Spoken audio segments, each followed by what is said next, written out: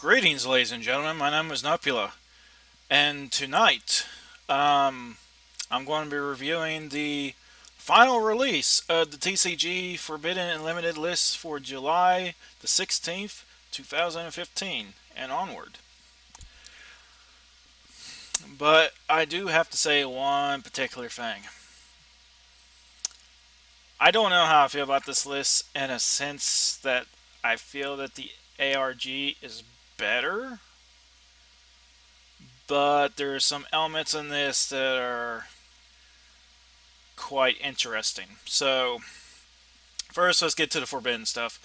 Um, the Jin releaser ritual is forbidden now. Same way with the ARG list on this, and I don't need to say much because if you watch my video early, you already know my opinion on it. Secondly, larval chain is forbidden now. I called it. I did it in my last video, and I think I did in the video before on that. And you know how I feel about it. It needed banned. Now we go to the semi-limited strategist of the Necros. I'm not trying to pronounce his name. If you want to look at it, I'll post the link below of the list. You can look at it yourself. I don't know much about this guy without actually trying to look for him in my stuff, but I don't know what he. I think he is the one is like the reinforcement of the army. I might be wrong. If I am wrong, I'm sorry. The only thing I know about the Necros is they're ritual monsters. I know he's the effect monster. I think he's the one that whenever you summon him onto the, or no, when he's sent to the graveyard, you search for something. Um, like I said, I do apologize for not knowing what he is. I'm sure he's a very important card, but I I all I only know is about Trishula, Unicorn, and what they do and how to deal with them for the most part. Trishula, Dragon of the Ice Barrier. I want to say this right now. I'd rather have the Ice Barrier guy than his counterpart, the Necros remakes. If you know anything about the history of Necros in terms of their lore, it's pretty much these people are kind of necromancers that harness the power of the old creatures from the ice berries, the gustos, the larvals, and shoot, I know there's another. I think the gem knights as well. I might be wrong on that one, but um, the duelist terminal worlds is pretty much what the reference is for the necros. So I believe that Trishula being brought back to one is interesting, but at the same time, I know that he's not, or she, I should say, because it actually is female. She is not going to be as useful as she used to be because not because she ain't powerful. Believe me, her effects are good. I still believe she's the better one from the ritual, but not many decks ritual or synchro summon anymore. They've been keeping it balanced, like Synchros exceeds Pentiums. Well, Pentiums is still trying to catch up on that, but um, but pretty much like Synchros exceeds rituals and stuff like that. They're kind of getting balanced out. Pentiums are still a new mechanic that people are trying to grasp on, and Quillforts are the only one that is the dominant force right now when it comes to Pentium summoning and all that. Most decks don't even touch it because they have no reason to. But anyway, Trish going to one. I have my copy. Yeah! I called it right years ago, or at least a year or so, I believe. Because someone made a comment that Trish was going to come back to one like 2, 3 formats ago. And that's when I got one. But it didn't happen, so I kept it. And I'm glad I got it now, because I have a few ideas of what I'm going to do with him. Anyway, back to the list. Sorry. Semi-limited. Atlantean Dragoons. Dragoons? Yeah, Dragoons. Has an S at the end. It's a Atlantean monster. What do you expect? I I believe he had some importance before he got restricted to one. I don't remember what it was, but I guess having him at two will be fine because Atlanteans and all that are kind of dead in the water right now. No pun intended on that. But, anyways, Dragon's Ravine at two. Yeah, why not? We're getting Red Eyes coming out pretty soon, and Dragon Lures are still dead. Well, banned, but you know what I mean. I still don't remember where Ravine came from. Like, I know what the deck is, I just don't remember their name. I can't remember for it off the top of my head. Please put a comment below and everything. Speaking of comment, no, I'll wait till later on that. Anyway, no longer limited. Glow Up Bulb, I called this before with some friends. Like, these are certain ones I kind of called on. Glow Up Bulb, Sinister Serpent, Dark Strike Fighter I did not call on, but it makes more sense because of its being irradiated. Sacred Sword of the Seven Stars, Temple of the Kings, and Exchange of the Spirit. All these are no longer limited or semi-limited or whatever they were. They're all unlimited to free now. As I said, Dark Strike Fighter is the only one I didn't call on this. Everything else made sense because the OCG did the same thing. So, no issues there. And that is pretty much the list. Unfortunately, I don't see this being any better than what the RAG list is. The RAG list actually hits a lot of things. However, that being said, meta-wise, it didn't really do anything. We're still going to have Burning Abyss, Quillforts, Necros, Satellite Knights, and Shaddolls playing out because why not? They're still the top five, no matter how much I want to look at this. So I'll be playing competitively BAs for a while because they didn't get hit at all. There's no card I see on here off the top of my mind that affects BAs whatsoever, except the releaser of Rituals. But that's only my personal use because, as I said in the last video, I have a 60 card Burning Abyss deck. Anyone wants to see that deck, send me a post, anything, and I might do a next video on that or a video in the future about it. I personally want to keep this as non-meta, but if you're interested in see what I had, I'm willing to look. I'm willing to show it and everything, because I believe BAs are one of the few decks that can actually run 60 cards and still be competitive. Some people are going to argue with that, but I mean, it's creativity. That is what's about this game. At least it should be. But that's for another discussion of. But anyway, my view on this list. Konami, what are you doing? I understand that you hesitated on this list because you wanted Worlds to finish and everything like that.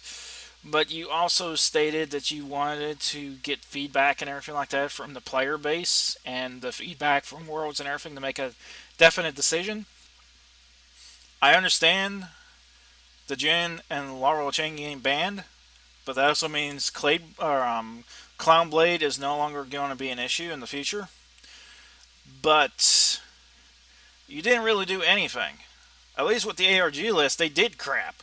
It's like out of five decks, only 2 of them survived that, and that was Quillforts and Satellite Knights. Everything else got hit hard. Shaddolls got hit hard. Necros got hit hard. Burning Abyss sort of got hit hard, but it's crippled, but it's still usable. Like Shaddolls and everything, they're still usable and everything. They just don't have that umph anymore. And Necros got dealt hard. I think they're still playable. It's just they're not tier anymore. It's like they're not tier 1 anymore for the ARG list. Also, Royal Magical Library is still a thing. It's still a card. It's still stupid. This needs to be fixed. Seriously. If there's anything you take from this video when it comes to this list and everything, it's my criticism, a bit of a rant on this. Royal Magical Library is going to be a thing in the next couple of sets for them to abuse. Chicken race is going to be a thing. Chicken race NTK or ZTK is how in Japan they have it. It will happen. And that is a format I do not want to play in. Just my opinion on that. You don't have to take my opinion. But I feel that it needs to be addressed. Because if you're going to do these preemptive strikes and emergency banning or whatever, you need to look at the future. I look at both the OCG and the TCG. OCG right now is screwed because they don't have a list. They have the last format list and still using that. Which can either be two things. One, they are actually balancing out to the point where variety is there until the next couple sets and everything, where they'll do the next list. Or they have completely said F you, the OCG. And it is now in a mess. I mean, I don't keep up with the decks that are going over there. I just keep up with what could potentially hurt us at the TCG level. And that's really my biggest issue here, is that Royal Magical Library never got hit. Some people are going to argue that Reinforcement should have got hit for Satellite Knights. I'm indifferent about that. I understand why people wanted it at 1 or completely banned Reinforcement in the Army because it's Satellite Knights. But on the other hand, Warrior decks would get seriously crippled by that move. It was a bad timing when they went to 3 because that's when Satellite Knights showed up. But unfortunately, and I have to view it this way, that's what Konami wanted, was Satellite Knights to pan out. And that's what happened. But I also believe that they needed, the Reinforcement Army needed to be at 3 for the longest of time. Even around the time when Samurais were at the top tier and everything. We never had 3 Reinforcement armies. I don't have the list in front of me for the ARG list or the OCG list because I don't remember what all they had. But I'm trying to remember. Shadal always got hit because Construct got to 1, El Shadal Fusion went to 1. And Necros, pretty much Fangs, just got hit everywhere. It's like Confederate and all that. But, like, this list is not good. It's not bad because it does hit certain things, but I've seen better lists in the past. It's definitely not a meta nuke that people are wanting. I didn't want a meta nuke because it doesn't make any sense. It's like, it got too big, let's nuke it. I think Japan learned that lesson the hard way. So, and no, I did not make that as a joke. I made that as a serious comment. Like, we nuked Japan back in World War II, and look what happened. So, we do not need the nuke stuff, but we do need to restrict a lot of things. Because if we don't,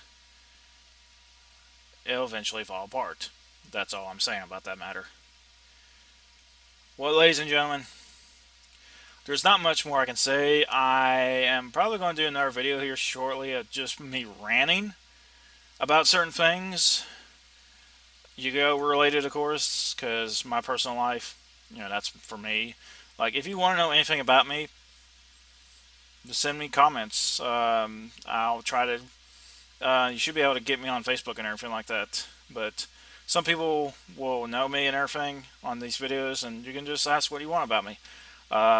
Be in mind, I might not answer them all, because certain things might be too personal or everything, but I'm just saying. Like, people would want to know about people. And if you want to know about me, I mean, that's fine. I have no problems with that. Anyway, speaking of people, today at work, I got complimented on a video that I did. He didn't say what video it was, but he said he liked the video. And that thrilled me. I'm like, I'm thankful for that because no one has told me that. And I'm not going to say that I feel like on Markiplier's level or Jacksepticeye or anything like that level on appreciation because I don't have like 3 million viewers or anything, but I understand a little bit now that when someone says thank you for making those videos and everything and they enjoyed it, it really helps. Like, I was trying to make this as a video for just the forbidden list and everything like that, but it looks like I'm turning this into a special thing. I didn't mean to do it this way, but I don't believe in editing videos. Like, I'll trash videos and redo them if the video quality is bad, but for anyone out there who's doing videos and everything like that, but are not, they don't think people are watching, um, my suggestion is keep, toughing it out and everything, because if I can get a comment from one person, and this is someone I actually met in my work, and someone I know actually, at least someone I know that's his dad, which I'll explain later, to my Yu-Gi-Oh friends and all that, but it. I was shocked and I was happy about that because, as I said, I never got praised for it. No one has ever posted anything on here, any of my videos that I can recall, saying thank you Nebula or thank you Matt, which is my real name, for making this video. It's like I wouldn't care if they hated it or loved it or anything. It's just to the person, and I'm hoping you're watching this because we talked. I even showed you the list and everything like that. Thank you from my heart because you're the first person who's thanked me for doing this, and I will always remember that as a YouTuber because I don't do this for money. I do this as a hobby. You don't.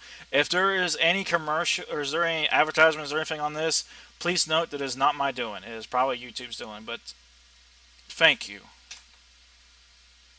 It means a lot knowing that someone appreciated my videos. And with that, I'd like to say good night, and hopefully I will be taking one more video, and this is going to be more of a rant, and I actually might put it in a mature restriction on there, so anyone who is younger than the restrictive age, either 18, 16, whatever it is, please don't watch it. Anyone who's an adult or at least mentally, mature and everything like that, please watch that, or please watch the video at least, because I do hit on certain things that I want to talk about, Yu-Gi-Oh related. Well, as I said, I thank you all for watching. Please leave comments below, like, dislike, whatever you want to do. But have a nice evening.